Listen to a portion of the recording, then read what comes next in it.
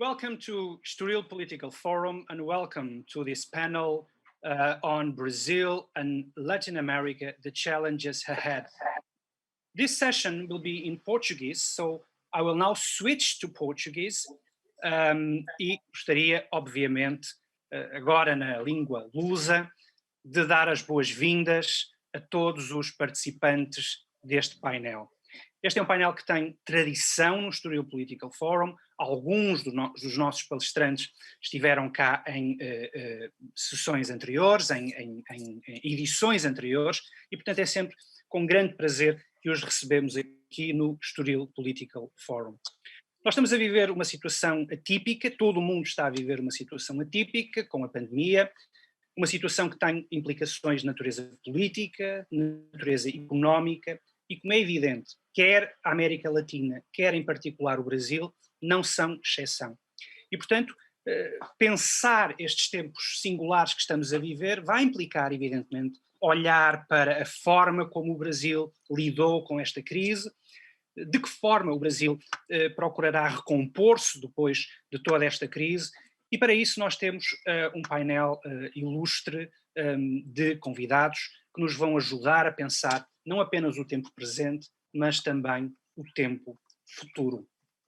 Da minha parte é tudo, eu não vou tomar muito mais tempo deste painel, nós estamos aqui sobretudo para vos ouvir, para pensar, para refletir com todos vocês, e vou passar então a palavra à chair desta sessão, à Júlia Tavares, que vai proceder à apresentação dos participantes e vai dar início às comunicações desta tarde. Júlia, the floor is yours.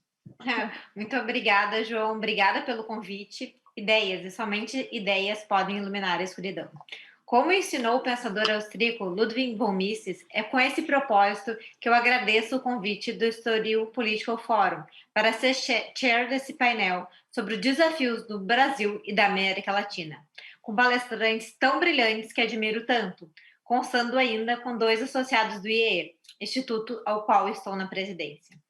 No Brasil e na América Latina, certamente estamos enfrentando enormes desafios, talvez os maiores dos últimos 35 anos. Além de uma crise política e econômica, nos vemos diante da pandemia do Covid-19. Isso que, se tratando de Brasil e de América Latina, desafios e crises parecem ser uma constante. Todavia, em tempos de incerteza, a ilusão é que o Estado, que deve resolver nossos problemas, é ainda mais latente na cabeça da maioria dos latinos. A crise do coronavírus é urgente, mas passageira e atípica, mas foi capaz de impactar drasticamente a economia e a sociedade, trazendo pautas populistas e de controle do Estado. Com isso, a América do Sul já tem 3 governos da linha bolivariana e cristianista. A Argentina, com o presidente Alberto Fernandes, e a vice Cristina Kirchner, com taxa de pobreza confirmada em mais de 40%, sendo o 5º país mais afetado pela pandemia, apesar de rigorosa quarentena. A Bolívia, com a dupla Arce Morales, recém-eleita, em eleições ainda duvidosas, e ainda temos a Venezuela, onde mesmo nem certo sabemos os impactos da pandemia, já que os números não são confiáveis. Diante disso, precisamos sempre incentivar o debate de ideias e do projeto que queremos para o país e para a sociedade. O Brasil e a América Latina sofrem com a pandemia do coronavírus, mas não podem sofrer mais com as ideias de populismo e comunismo. Para começarmos o painel, introduzo os palestrantes. Bruno Garchagen, autor do best-seller Direitos Máximos, Deveres Mínimos. Pare de acreditar no governo, cientista político, professor e comentarista. Bruno, a primeira fala é tua. Olá, obrigado, Júlia. Obrigado, professor João Pereira Coutinho, demais membros aqui, ou integrantes desse painel. Queria começar já agradecendo o professor João Carlos Espada, diretor do Instituto de Estudos Políticos, também a Rita Brito, a Ana Martins e toda a equipe do IEP que organiza esse evento. Para mim é um privilégio, uma honra fazer parte da família do IEP, primeiro como aluno de mestrado, agora como aluno de doutoramento, e de uns anos para cá como embaixador do IEP no Brasil. Bom, a Júlia fez aí uma apresentação do que tem acontecido nos últimos tempos, ou mais recentemente na América Latina, e o pêndulo na América Latina às vezes vai mais para a esquerda, às vezes vai mais para a direita, e os dois casos são casos dramáticos, porque no caso da direita é sempre projetos autoritários, assim como no caso da esquerda também. O tema do evento é formulado a partir de uma preocupação, que são os ataques autoritários à democracia liberal. E aí, no caso do Brasil e da América Latina, é preciso até avaliar, com base nesses parâmetros, né, democracia liberal, o desenvolvimento político de cada país e como a região chega neste ano de 2020. O panorama atual, como já dito pela Júlia, não é nada bom, mas também não era antes das independências dos respectivos países e também depois. Crises políticas e econômicas são o padrão, não uma exceção da região, lamentavelmente. Quando há um breve período de ordem, normalidade e prosperidade, logo o pêndulo pende para o lado das rupturas e das crises. O Brasil é um exemplo interessante porque é, ao mesmo tempo, um caso que difere em alguns aspectos do restante da América Latina, mas, em outros aspectos, é exemplo semelhante. As similaridades entre o Brasil e os outros países daqui da região podem ser localizadas nas instabilidades, crises, decisões erradas e autoritarismo que caracterizam a nossa República Presidencialista desde que ela aqui foi imposta de cima para baixo, a partir de um golpe militar em 15 de novembro de 1889. Esse golpe seria o nosso equivalente à Revolução Francesa, principalmente na tentativa de destruir tudo o que foi construído no passado e refundar do zero a sociedade e a política brasileira. A comparação com o evento na França não é, portanto, elogiosa. Alguns fatos nos diferenciam da histórica da América Espanhola, a começar pelo tipo de separação nossa em relação a Portugal, um caso interessantíssimo, não de independência, como aprendemos e costumamos dizer, mas de secessão levada a cabo por Dom Pedro I, nascido em Portugal, portanto é um português que é imperador do Brasil e que se torna imperador do Brasil e promove a independência, com apoio do seu pai, o rei Dom João VI, porque o Brasil, naquele momento, e desde 1815, já era parte do Reino Unido de Portugal, Brasil e Algarves, por isso uma secessão e não independência. Outro aspecto que nos diferencia é o fato de que o Império Brasileiro, que se estendeu de 1822 a 1889, foi o único na história do Brasil, foi o único período da história brasileira em que se tentou política, institucional e constitucionalmente superar problemas políticos e culturais profundos como o patrimonialismo, o mercantilismo e o intervencionismo. Não quero aqui dizer que nesse período não houve esses elementos, mas foi o único período da história em que se tentou superar isso formalmente. Durante essa experiência do Império Brasileiro, as elites políticas promoveram reformas, encontraram soluções para desenvolver uma forma de governo e um arranjo institucional adequado e integrado à nossa cultura social e política, e principalmente baseados na nossa experiência concreta de quando éramos vinculados politicamente a Portugal. Várias reformas foram empreendidas nesse período para dar conta dos desafios políticos e sociais concretos. Esse capital de experiência acumulado, que poderia ter sido desenvolvido e aprimorado até hoje, foi, à maneira jacobina, completamente descartado e destruído pelos revolucionários brasileiros, que empreenderam o golpe que derrubou a monarquia. A esse equívoco seguiu-se outro, a importação artificial e acrítica dos Estados Unidos de uma forma de governo completamente alienígena à nossa cultura política, que foi o presidencialismo republicano, ou república presidencialista.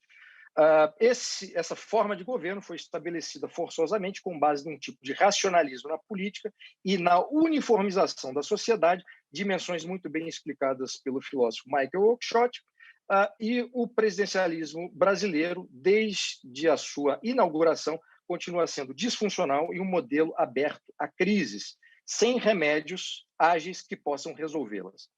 Nosso modelo institucional e prática política formal é o avesso da ideia de política como arte defendida pelo filósofo John Keats. A respeito dessa importação, né, que foi baseada, sobretudo, numa formulação idealista, eu quero aqui compartilhar com vocês uma frase do Visconde de Uruguai, que foi um grande nome da política brasileira do século XIX. A frase é a seguinte: não procurar o melhor em abstrato, teoricamente no papel, mas o que é relativamente possível e atualmente aplicável. Remover os inconvenientes que é possível arredar, resignar-nos aos inevitáveis ou procurar atenuá-los, esperar do tempo, do desenvolvimento do espírito público e do senso prático da população, aquele maior grau de melhoramento que podem atingir as sociedades humanas, fecho aspas. Aqui ele está, obviamente, falando a partir de um modelo que está em desenvolvimento, está estabelecido, e não nessa forma institucional que nós temos hoje. Portanto, o que é preciso a partir da nossa experiência é não idealizar a política e muito menos demonizá-la, porque política é, sobretudo, instrumento, assim como a democracia. Se você usa instrumento de uma forma equivocada, o resultado, obviamente, será equivocado. O ponto positivo de tudo isso que está acontecendo, mais especificamente no Brasil, e apesar de todo esse panorama dramático, agravado pela pandemia e pela emergência desse Estado tecnocrático, que começa a dar poderes aos técnicos, porque os políticos abriram mão de suas responsabilidades diante da disseminação internacional da Covid-19, apesar, portanto, desse panorama dramático, né, e também pela disfuncionalidade e arroubos autoritários de representantes dos três poderes no Brasil, há um aspecto relevante que torna esse nosso momento histórico uma grande janela de oportunidades para tentar resolvermos nossos problemas políticos e superarmos essa tradição política autoritária que marca o nosso presidencialismo republicano. O primeiro elemento é o seguinte: uma parcela numerosa da sociedade brasileira acordou para o problema e para a armadilha que todos nós estamos presos, que eu acabei de descrever aqui. O segundo ponto: há hoje uma pluralidade de ideias divergentes em debate e o que é mais importante, ela está chegando a várias partes da sociedade que antes não chegava, porque basicamente o debate ou a disseminação de ideias era feita por meio de jornais, né? Hoje, com a internet, isso facilitou muito. O terceiro aspecto: os espaços de debate acadêmico, debate público e político têm sido abertos com base nessas ideias divergentes. Esses três elementos, que são positivos e que podem ser aproveitados nessa grande janela de oportunidades que tem sido aberta na história brasileira, também revelam, por outro lado, o profundo descolamento entre as elites políticas, entre a classe política e a sociedade.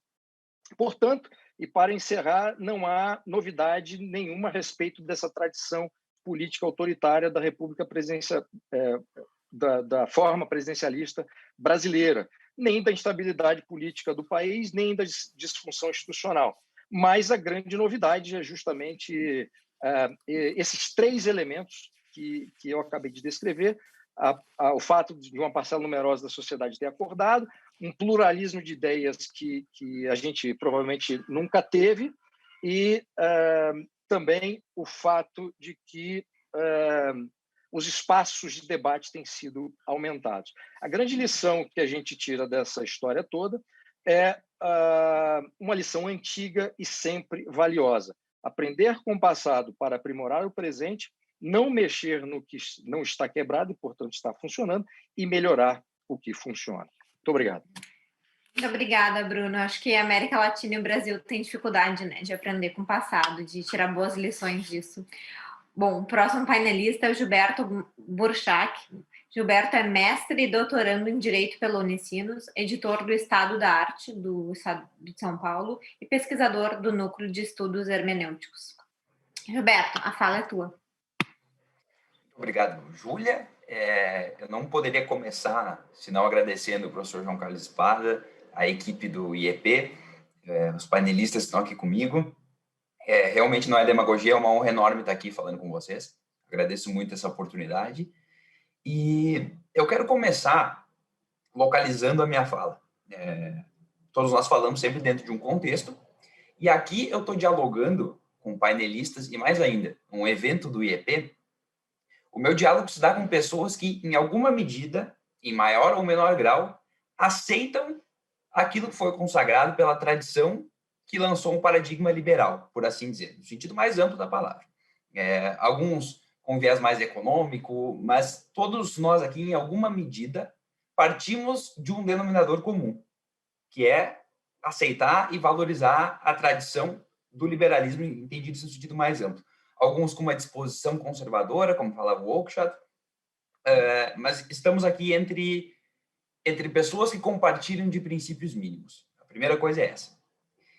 Aí, nesse sentido, colocado isso, e que eu tomo como premissa da minha fala, eu quero começar citando uma fala do João Pereira Coutinho numa coluna já bastante antiga dele sobre o Auberon Waugh, em que ele dizia o seguinte: ele elogiava o colunista por ele não ser um escravo do gosto presumido do público. Eu acho isso genial. Isso para mim tem de ser fundamental para quem quer insistir num debate público sério. Daí por quê? Partindo dessa minha premissa de que somos pessoas que compartilham de princípios mínimos comuns, eu acho que não vale a pena chegar aqui e eu insistir em tudo aquilo que já se sabe, de que nós passamos por anos de governos de esquerda que colocaram o Brasil em uma situação econômica terrível. Muito se fala da cultura do cancelamento, wokeness e tudo mais. Então, eu não vou disputar isso porque eu já tomei como premissa de que nós temos princípios comuns. Eu quero falar aqui sobre uma expressão que eu gosto muito, que é o peso da responsabilidade, que é o papel e a tarefa daqui para frente de pessoas que compartilham esses princípios mínimos comuns do qual eu estava falando. Tem uma frase que eu quero tomar a liberdade de ler aqui, do Raymond Aron, no Ópera dos Intelectuais. Ele diz o seguinte: o revolucionário se torna carrasco. O conservador adere aos poucos ao cinismo. Essa frase do Raymond Aron, para mim, é sensacional, porque impõe exatamente aquilo que nós não podemos fazer. O que me parece ser o caso. Na medida em que o evento trata dos novos desafios autoritários à democracia liberal, a mim parece inegável, e isso vai poder ser discutido em o quanto isso é verdadeiro ou não, mas a mim, e aqui a parte mais de... Eu assumi o que eu tomei como premissa e aqui eu estou declarando minha opinião. Aquilo que o Brasil soube produzir em termos de conservadorismo acabou se traduzindo em uma liderança, na liderança do Jair Bolsonaro, uma liderança de todo um histórico antipluralista, antiliberal, reacionário em grande medida, para usar a expressão, para usar o termo do próprio João no livro aqui que me acompanha. Então, o que me parece não basta rejeitar algo que nós não queremos e aí responder a uma guerra cultural, que de fato existe, mas o ponto é, vencer uma guerra cultural me parece um oxímoro. Eu não acho que basta inverter o sinal de tudo aquilo que vinha dando errado. E, bom, eu acho que não se pode aceitar tão pouca coisa. O ponto é o seguinte, eu acho que se partimos do princípio de que aceitamos tudo aquilo que a tradição liberal, do que há de melhor na tradição liberal consagrou, a tarefa de quem parte desse pressuposto é de insistir em alguns valores, em algumas ideias fundamentais que me parecem ter sido esquecidas e mais, eu vou até além, partindo e aproveitando o recorte histórico crítico que o Bruno bem fez, não só foi esquecida, uma tradição que a gente nunca bem conseguiu consolidar aqui, porque o Brasil, em todas as suas manifestações ideológicas, seja à esquerda, seja à direita, seja em conservadorismo, em liberalismo, ou nos partidos à esquerda, então, sempre teve como subjacente ali uma mentalidade autoritária, um funcionamento autoritário que faz parte do ethos da inteligência ou do debate público ou do Brasil em sentido mais geral da palavra. Então, assim, o Bruno citou bem o Oakeshott, que eu imagino que todos nós aqui gostamos. De fato, a gente não pode aceitar uma política do racionalismo, como bem criticava o Oakeshott. Mas o Oakeshott também falava no equilíbrio do barco. E da recusa ao racionalismo, não me parece que seja adequado aderir a um irracionalismo. Da ideia de que nós rejeitamos um cientificismo e uma tecnocracia, não se pode cair no exato oposto, que é um negacionismo total, que nos colocam num outro tipo de buraco. Então, o que eu acho é o papel, a tarefa, o peso da responsabilidade que tem alguém que aceita e que tem essa disposição conservadora é exatamente o de insistir naquilo que a tradição tem de melhor e que nós talvez nunca tivemos, mas que ainda assim não deixa de ser um imperativo necessário. Exatamente aquilo que a tradição consagrou, nas suas melhores versões. Império da lei, limitação institucional da autoridade, a construção, a tentativa de construção de novos consensos, justamente para que não nos apeguemos aos velhos personalismos de esquerda ou de direita que marcam tanto a história da América Latina, já que o painel é dedicado a isso. Não se pode apostar em coisas que, de algum modo, também contrariam aqueles princípios que nós valorizamos. Então, o que me parece fundamental é exatamente isso, é o de reconhecer o peso da responsabilidade, é o de reconhecer o que deve ser feito aqui para frente, o que de fato queremos, na medida que não me parece, longe de ser suficiente, entrar numa guerra cultural e aí começar a brigar somente contra o politicamente incorreto ou contra aquilo que a esquerda fez de mal nos últimos anos, e aí, em alguma medida, acabar cometendo novos equívocos. Isso me parece absolutamente insuficiente, precisamente porque não se pode aderir ao cinismo de que falava o Raymond Aron. O alerta do Raymond Aron, para mim, é fundamental. Então, acho que é importante ter isso sempre em mente. Reconhecer o peso da responsabilidade e não insistir em coisas que já foram, que todos já concordamos. É pensar daqui para frente o que nós temos a fazer. Obrigado, Júlia. Muito obrigada. Vamos passar, então, para a palavra para o meu colega Leônidas Emanovics, que é formado em Direito pela URGS em 1982. Hoje é Senior Fellow no Liberty Fund em Indianápolis, nos Estados Unidos, e associado honorário do IEE. Obrigado, Júlia. Eu vou aqui colocar umas transparências para vocês. A minha ideia é falar sobre a teoria estatal da moeda, que hoje em dia está sendo chamada de Teoria Monetária Moderna, ou MMT, da sigla em inglês. Isso passou a ser um assunto importante porque políticos nos Estados Unidos estão dizendo que vão usar essas ideias de políticas monetárias para financiar gastos, assim como o Green New Deal. Os defensores dessas políticas dizem que elas nunca foram testadas e que se deve tentar colocar elas em prática. No entanto, regimes populistas na América Latina, no Brasil, inclusive, por muitas décadas, têm usado medidas fiscais e monetárias semelhantes, com resultados desastrosos.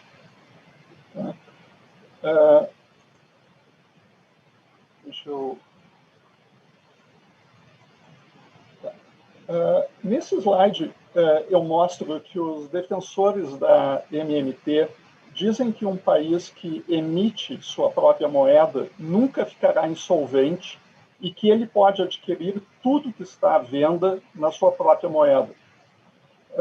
Eles dizem que aceitam a ideia de que os recursos são escassos, mas eles acreditam que as pessoas vão continuar produzindo, mesmo que elas sejam expropriadas daquilo que elas produzem. Já nesse slide, eu mostro que os críticos da MMT dizem que o aumento da despesa pública financiada por emissão de moeda e dívida somente não é inflacionário em 3 condições: desemprego considerável, aumento de impostos e uso da regulação bancária para restringir o crédito. Desemprego e mais impostos já é bem ruim, mas a restrição ao crédito desconhece o papel de coordenação das atividades econômicas das taxas de juros. Somadas, elas parecem exatamente uma receita, elas não parecem ser exatamente uma receita para o crescimento econômico. Nesse slide, vamos discutir, afinal, qual é a diferença do MMT para a despesa e dívida pública elevadas e a criação de moeda que é comum em toda parte. A resposta é que essas opções elas estão ao longo de um contínuo. Em um extremo, uma política monetária e fiscal prudente é aquela que o Banco Central é independente e não financia o Tesouro. No meio está a monetização de dívida, em que a moeda nova é transferida para o Tesouro sem os limites constitucionais da política fiscal. A política monetária deixa de ser neutra e se torna inflacionária, ainda que os efeitos não sejam imediatos. Isso é o que ocorre no Japão faz um tempão e nos Estados Unidos e na Europa mais recentemente. No outro extremo, com helicopter money, usando a figura do Milton Friedman, o Banco Central transfere recursos diretamente para beneficiários, como quando o Banco Central financiava os agricultores, quando o Banco do Brasil, financiava os agricultores diretamente com recursos de sua conta movimento no Banco Central do Brasil. O MMT se parece um pouco com a monetização da dívida pública e se parece muito com helicopter money no seu desprezo pelos limites constitucionais sobre moeda. Léo, só te peço para te colocar no modo de apresentar os slides, que fica maior para o público ver, por favor. Pode carregar em F5. Tá bom, deixa... From the current side. Yeah. Acho que acabou.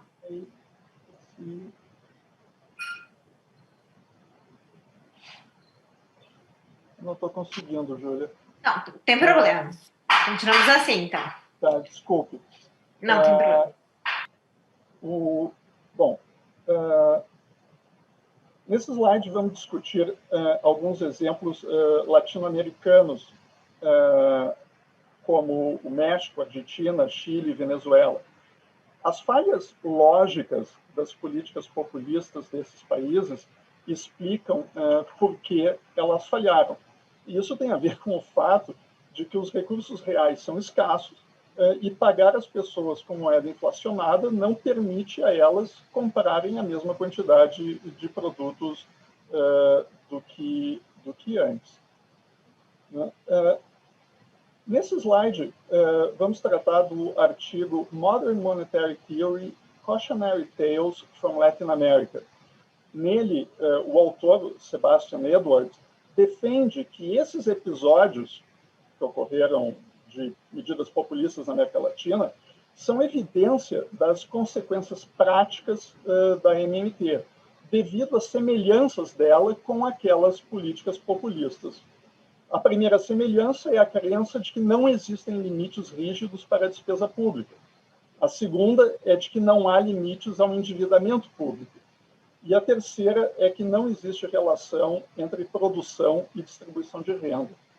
A consequência dessas políticas na América Latina tem sido estagflação. Em outras palavras, elas têm sido a causa da redução na renda, desvalorização do câmbio e redução da atividade econômica.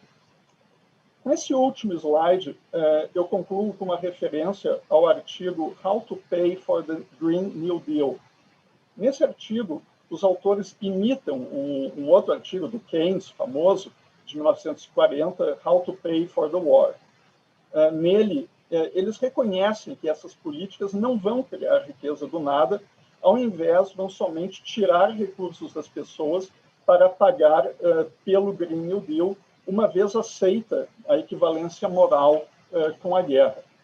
Então, a primeira questão é se as mudanças climáticas são uma ameaça, como as forças do eixo, e se as pessoas podem ser convencidas a fazer sacrifícios semelhantes no seu consumo. Isso mostra que o MMT é somente uma nova roupagem para as políticas populistas latino-americanas, que prometem tudo e, no final das contas, batem na limitação dos recursos que elas querem, então, transferir de quem tem para os fins que elas pretendem usar esses recursos. Mas, se as pessoas acreditarem na necessidade desses sacrifícios, por um certo tempo, as pessoas vão fazer. Mas, mesmo durante a Segunda Guerra Mundial, as pessoas foram permitidas obter lucro e reinvestir o capital quando mesmo se deprecie. Enquanto o que está sendo proposto hoje com o MMT é destruir capital existente sem previsão para recompô-lo, exatamente como os políticos populistas latino-americanos. E nós não devemos esperar resultados diferentes. É isso. Obrigado.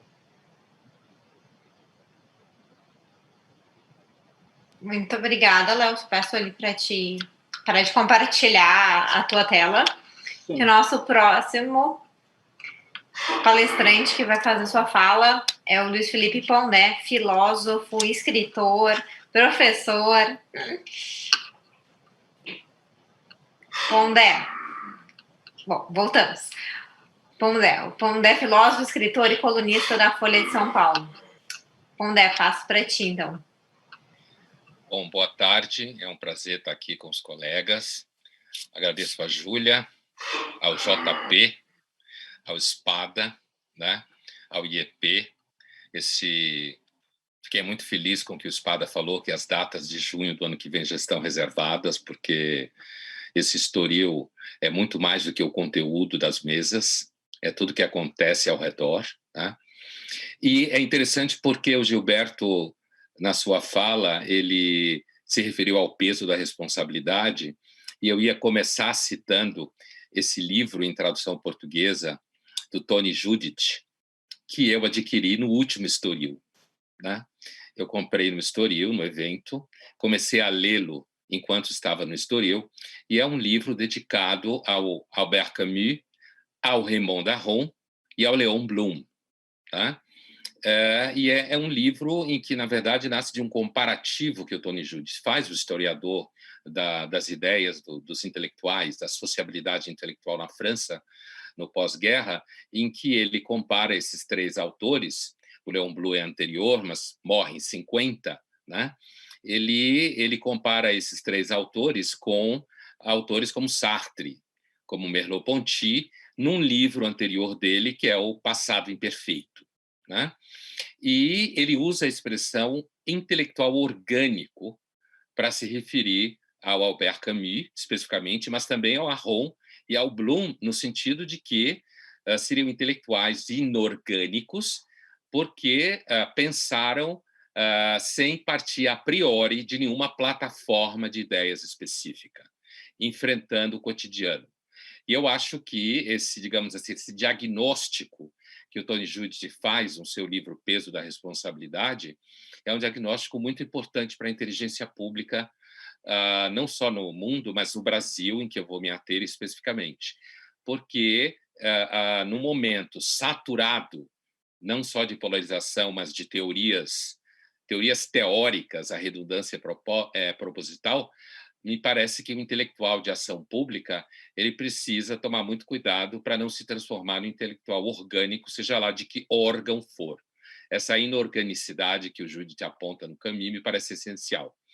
Eu queria me ater mais ao conceito de comportamento político, especificamente, e não tanto ao âmbito das ideias, né? E fechar minha fala com um olhar sobre a relação entre Bolsonaro, o governo Bolsonaro e as redes sociais. Está presente na minha fala a ideia de que as redes sociais são um ator político fundamental, né? Em todo o seu sentido, internet e redes sociais. E um ator político que vai além das tentativas recentes de dizer que as redes sociais têm feito o que têm feito no sentido de erodir o caráter institucional da democracia unicamente a partir de grupos econômicos ou unicamente a partir de políticos populistas. Eu acho que as redes sociais elas têm erodido a democracia liberal e o Brasil é um dos maiores laboratórios desse processo nos últimos anos, porque simplesmente o comportamento dos eleitores é o comportamento que vai ao encontro da possibilidade de erodir. Ou seja, eu lanço uma certa desconfiança sobre a racionalidade da soberania popular na democracia liberal, né? A gente está muito acostumado a identificar a democracia com regime de vontades, né? E as redes sociais, me parece, que são a ferramenta por excelência do caráter voluntarista da população. E o comportamento se transforma enormemente em comportamento voluntarista, e eu vou dar um exemplo ao final dessa semana. Se o painel fosse semana passada, eu teria dado um exemplo da semana passada, aqui do Brasil, mas eu vou dar um exemplo que está acontecendo nos últimos 2 dias para cá, em relação à pandemia, especificamente, à vacinação, né? Quem acompanha o Brasil vai localizar já o que é que eu vou dizer, que me parece comprova de forma clínica um certo comportamento do eleitorado, no sentido dos cidadãos, grosso modo. Me parece que as redes sociais são a ferramenta daquela clássica teoria em ciência política, que é a teoria da rational ignorance, né? O eleitor, as pessoas optam por serem ignorantes de forma racional. Por quê? Porque ela chegou à conclusão que o voto delas não serve para nada, serve unicamente em grandes quantidades, então o indivíduo, enquanto tal, opta por ser ignorante em relação à maior parte do debate, inclusive em relação aos candidatos, que isso é sabido em pesquisa empírica. O eleitor crítico é um fetiche, a ideia de que pessoas mais bem informadas votam melhor também é um fetiche, a ideia de que não exista bias naqueles que têm maior repertório ou que atuam diretamente no pensamento público também é um fetiche. Essas questões apresentadas naquele volume de 2016 do Ashane e do Bartels, conhecido como Democracy for Realists, né? Então, nesse sentido, a teoria da ignorância racional, eu acho que ela se acomoda de uma forma interessante ao funcionamento das redes sociais. Não no sentido de que as pessoas deixem de se envolver com a política, mas elas se envolvem a partir da sua ignorância, que é muito difícil. O próprio Ashane Bartels lança a mão de um conceito que eles descrevem como cognição política, dizendo que o cenário político ele é além de qualquer capacidade cognitiva do ser humano, no sentido que são tantas as variáveis que a gente está sempre aquém de qualquer esquema que consiga compreender a totalidade das variáveis, e quando eu digo aqui, eu estou me referindo a variáveis locais específicas de um determinado momento, né? Bom, nesse sentido, me parece que é importante dar uma atenção cada vez maior às redes sociais em geral como ator político, de fato, e para além da ideia de que a população seria uma vítima nesse processo, né? Mas sim a ideia de que a população é ativamente ignorante nesse processo, né? No sentido da teoria da ignorância racional. E acho que o Brasil, a gente vê um caso como esse, né? Muito claro. Por exemplo, e aí eu vou ao exemplo dessa semana, a gente está acompanhando aqui a polêmica ao redor da vacina, certo? A gente sabe que aqui em São Paulo, o Butantan, uma parceria com a China, está desenvolvendo uma vacina chinesa, né? Essa questão virou uma commodity política entre Bolsonaro, o Ministério da Saúde e o governo paulista. Há uma disputa, a priori, entre o governador de São Paulo, João Dória, e Bolsonaro para a eleição de 2022, e, portanto, a questão da vacina, como o confinamento foi no começo da pandemia, a questão da vacina se transforma numa commodity eleitoral. E nessa semana o que aconteceu é que o ministro Pazuello da Saúde, né, ele deu uma declaração de que a vacina do Butantan, a vacina chinesa, seria a vacina do Brasil, no sentido de que o Ministério da Saúde ia jogar milhões e milhões na compra dessa vacina para que, a partir do que foi iniciado pelo Instituto Butantan no governo Dória, a maior parte da população brasileira iniciaria a vacinação ainda em finais de dezembro e começo de janeiro, a partir da vacina chinesa.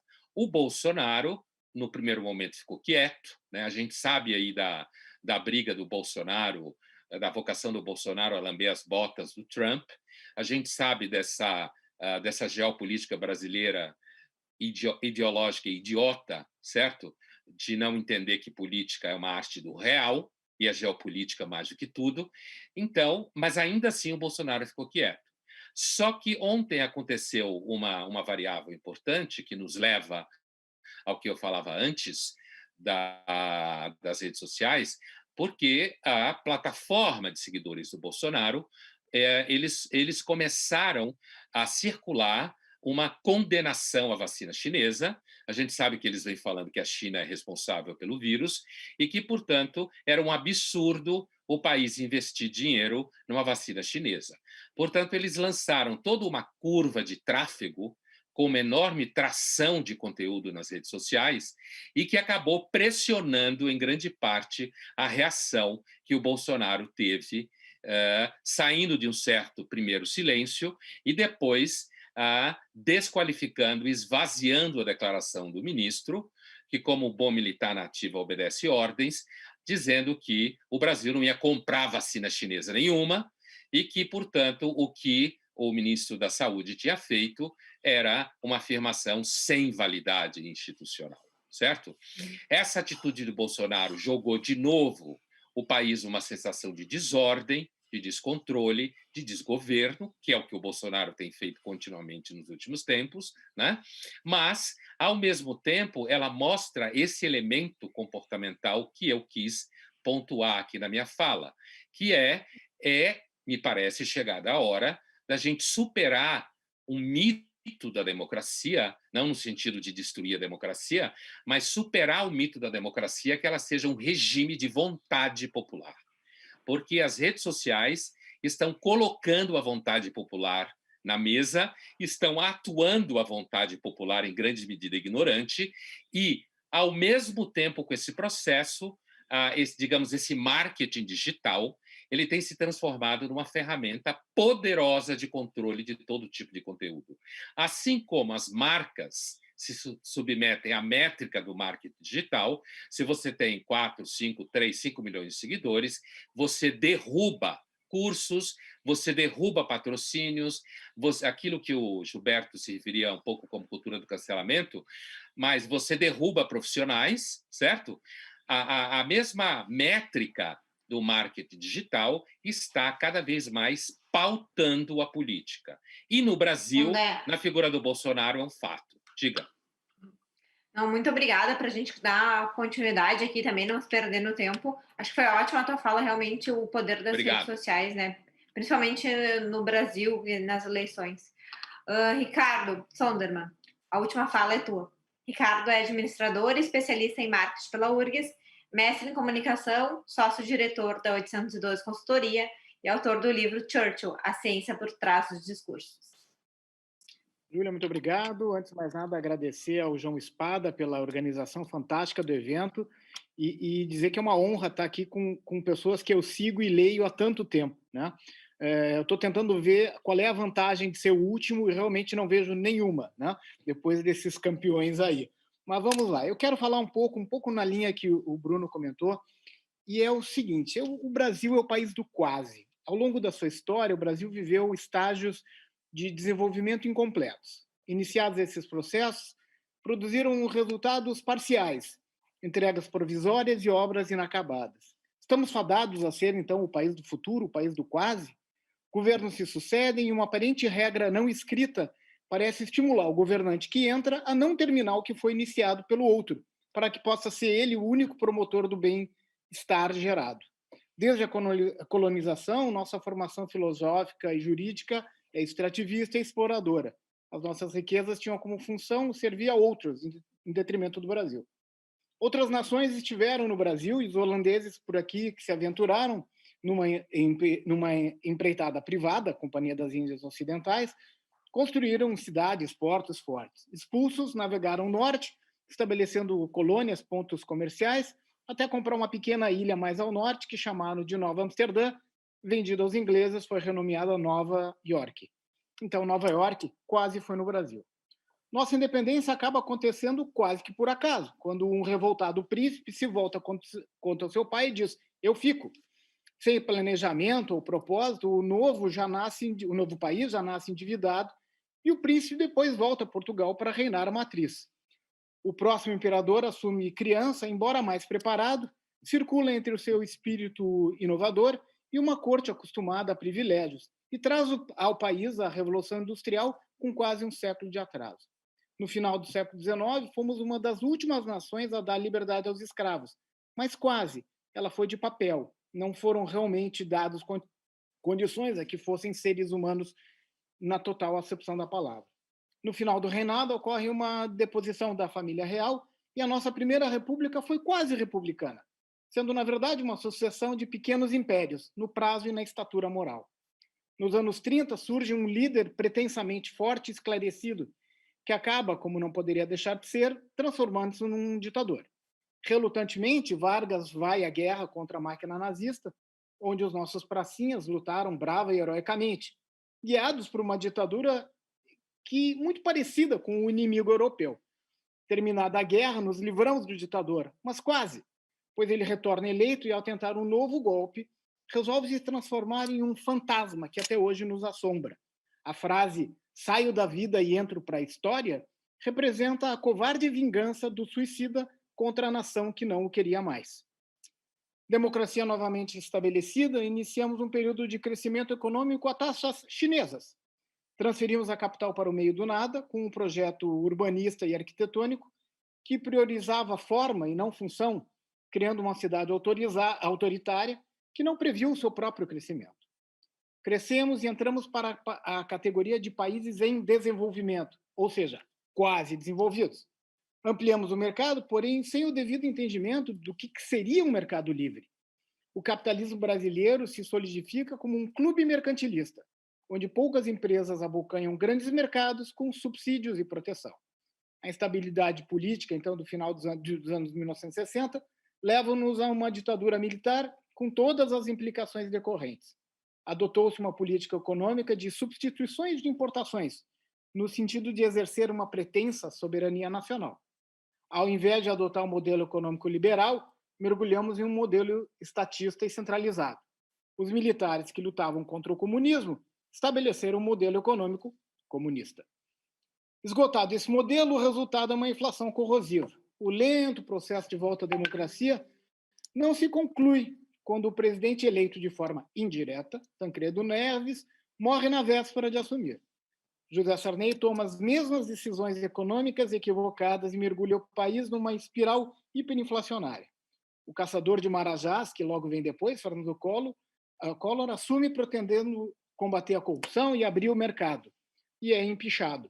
Da quase modernidade, voltamos ao cenário de crise econômica e política de sempre.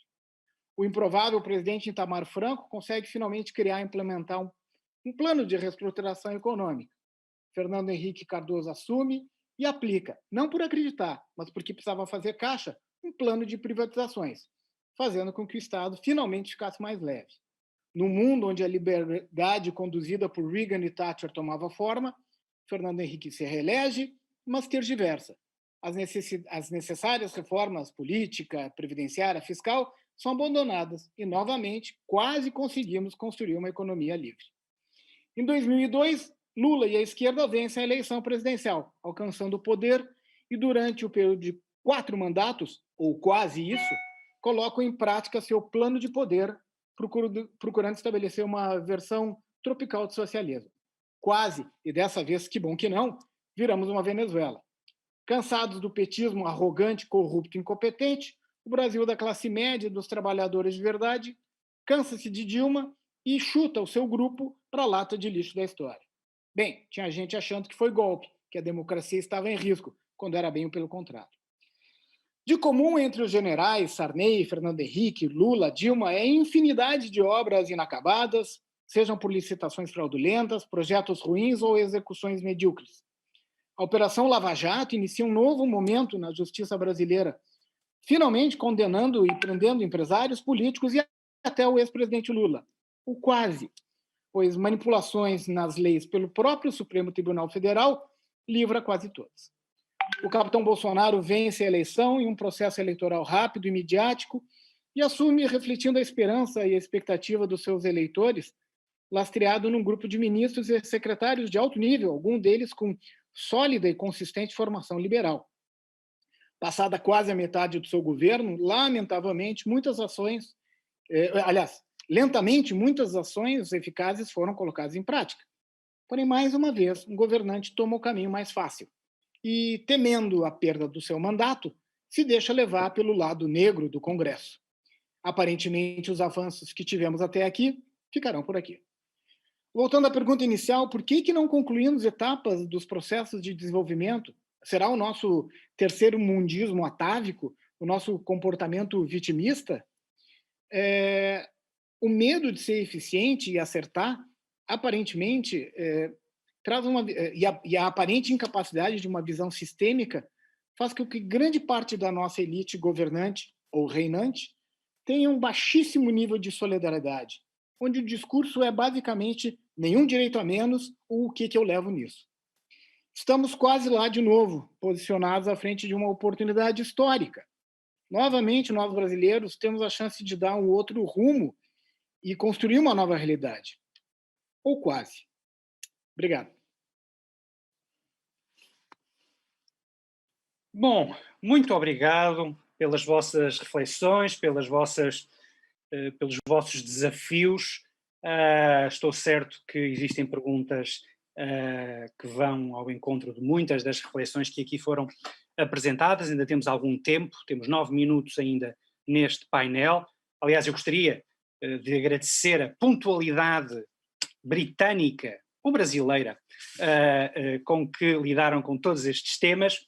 Bom, uma primeira pergunta que me chegou, e que eu acho que é uma pergunta importante, é: sabendo do alinhamento do governo brasileiro com a atual administração americana, de Donald Trump, que consequências terá para o Brasil e, sobretudo, para o governo Bolsonaro a eventualidade de Joe Biden vencer as eleições americanas agora em novembro? Eu pedia que fossem telegráficos na vossa resposta, enfim, dentro do possível, mas que consequências é que podem antever caso Joe Biden seja eleito?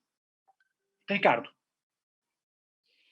Olha, eu vejo, na verdade, muda pouco no sentido de que o discurso de Bolsonaro não vai mudar, né? Ele não vai ter como apaziguar ou como ser mais soft, né? O discurso dele é esse. As relações, países não se relacionam, países transacionam. Então, tanto o Brasil quanto os Estados Unidos continuam sendo importantes uns para os outros, né? No sentido de comércio e de políticas. Não sei se muda muita coisa. Pode mudar os ares da próxima eleição de 22 aqui, no Brasil. Mais alguém quer responder? Luís Filipe.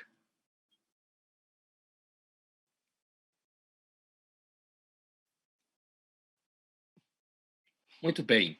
A minha impressão é que, do ponto de vista eleitoral, se o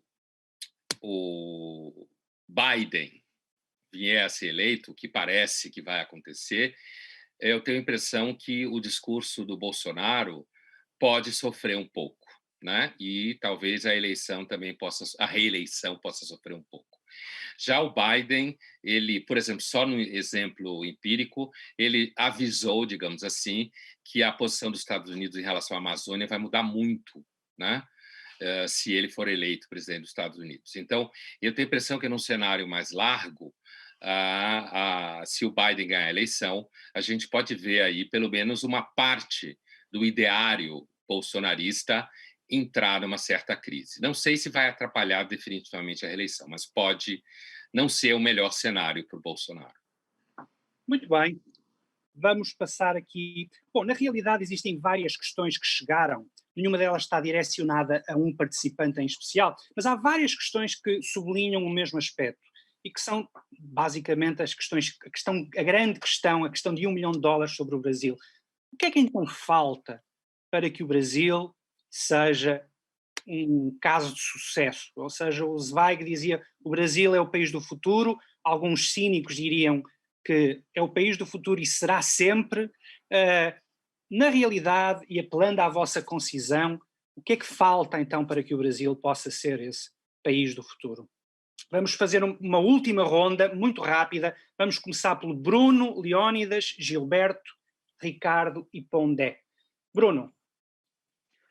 Bom, vamos lá. Primeiro, parar de se fazer essa pergunta e colocar isso como sendo uma questão importante, ou seja, se a gente vai ser ou não o país do futuro, Individualmente, cada um de nós tem que assumir a responsabilidade que nos cabe, parar com essa cultura que nós temos de sempre delegar, seja para o Estado, para o político, para a professora da escola, para a babá, enfim, a gente tem isso como prática política, né? Nesse esquema de relação com o poder estatal que acabou invadindo o espaço doméstico.